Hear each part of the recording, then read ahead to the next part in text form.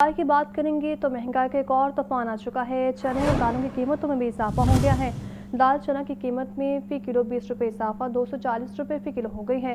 सफ़ेद चने और काले चने की कीमत में भी 20 रुपये किलो इजाफा हुआ है। सफ़ेद चना 260 और काले चने 240 रुपये किलो में बिकने लगे हैं। मज़ीद जान लेते हैं चीफ रिपोर्टर इमरान अकबर से। जी इमरान।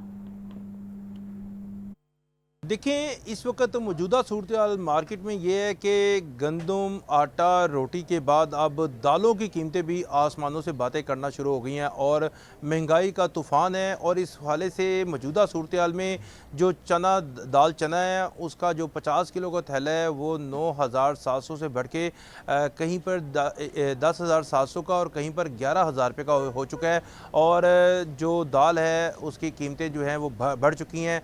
और इसके साथ साथ जो काले चने हैं और सफ़ेद चने हैं उनकी कीमतें भी बढ़ा दी गई हैं। इस वक्त देखा जा रहा है कि दाल चने की कीमत में 20 रुपये का इजाफा हो गया है, जिसमें दाल चना 220 रुपये की बजाय अब कहीं पर 240 है और कहीं पर 250 रुपये फ़ी किलो फ़रोख्त की जा रही है। इसी तरह सफ़ेद चने और काले चने की कीमतों में भी इजाफा हो चुका है। सफ़ेद चने 240 रुपये की बजाय 260 से 270, जबकि काले चने जो हैं वो 220 की बजाय 240 रुपये में फ़रोख्त किए जा रहे हैं। अचानक इजाफा है और इस वाले से जो गाइडलाइंस दी गई महकमा food safety and consumer protection की तरफ से वो ये थी कि दालों की कीमतें जो हैं वो फैसलाबाद की मंडी के मुताबिक जो हैं वो इशू की जाएंगी। और जो 100 किलोमीटर के इलाके हैं उनको टीयर 1 और 200 किलोमीटर के इलाके को ज़िलों को जो है वो टीयर 2 में दिया गया था। इसी तरह टीयर 3 और टीयर 4 में भी जो है 400-500 किलोमीटर तक का जो है रास्ता उसके साथ इसकी गाइडलाइन जारी की गई थी। मगर